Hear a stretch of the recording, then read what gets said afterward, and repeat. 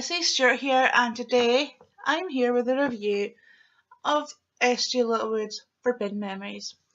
I was supposed to do this video yesterday, but I got really busy with my book, so here I am doing it today as I promised. I want to first start off by saying how much I love how much this book has grown, because the first book was like 50 pages. This one is, I just read it as well, 228.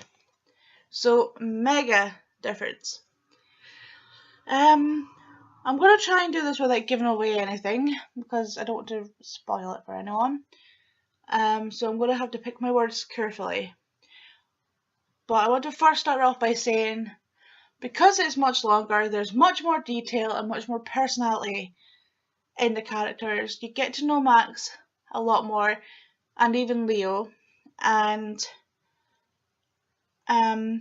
because of what happens in the first one, Max is going through quite a lot of issues in this one, and I personally feel like S J Littlewood has written this in a way that you genuinely care that Max is going through this. You genuinely just feel for him, and to me, that's what makes a good book, when you genuinely care about the characters you're reading about. In my opinion, that means the author is doing something right. And I did. I genuinely felt so sad for him. I felt so like I just wanted to hug him and tell him everything was going to be okay, and you know, that kind of thing. It's in my opinion, it's written in a way that you genuinely care for him, and as I said, there's much more detail and you get to know him a lot more. And he's included new friends, so that's cool, the fact, you know, there's more people. And I'm just trying to think about what I'm saying before I say it, trying not to give anything away. But yeah, it's just more detailed. It's just much more to it, you know. The last book, I loved it, I'm not going to deny, but it did lack depth, I guess you could say. And this one doesn't. This one is perfect. You know, there's much more detail. You can just trying to think of the right word. You can just like lose yourself in it because there's more depth to it. As I say, I do love the first one, but it did lack that. To me, it didn't take away from the story because the actual story was still good, you know. But this one is just like 1,000 times better, and I am so excited for the next one. I'm trying to think if there's anything else I can say that doesn't give anything away.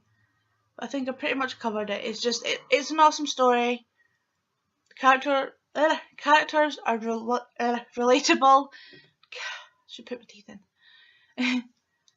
They're relatable, they're realistic, and you genuinely care for them. And to me, that is what a good book is all about. So yes, I highly recommend that you go buy the first one if you haven't already, and then go buy this one, because it's an awesome story. And I think most people would probably agree with me that, you know, you genuinely care for Max, and even Leo, but you know, Max is the main character, so which is why I'm talking about Max. But you really want the best for him, you know. And I am so super excited about the next one. I really can't wait. But yes, I think that's pretty much all I can say without giving any of the plot away, so I will keep this a short video. And I will say that my next book is going to be, well, my next review is going to be Becoming Maddie by my good friend Hannah Gittins. I've started reading it. I've read like a chapter and a bit. I should hopefully get it read in the next couple of days. But it is quite a long. It's like 400 odd pages, so it's quite a long one. But I have been reading quite a lot more lately, so hopefully, maybe beginning of next week I can maybe get that review done. And then after that, depending on the fact that I lent out my Mortal Instruments series to my mother-in-law to be. Well, you know, the 4 books that I had. Depends if she brings them back before I'm finishing Becoming Maddie. I will continue on with them. If not, I will give that Nora Roberts book a try, because it sounds pretty good. So yes, that is my reading plans for the next week or so. And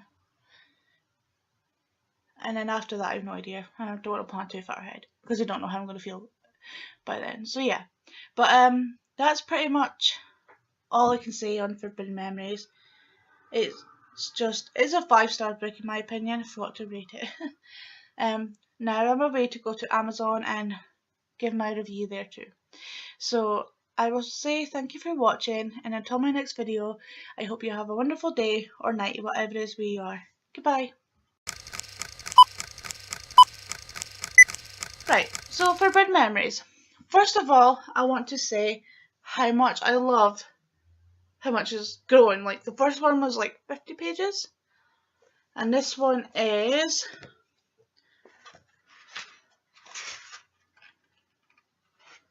228.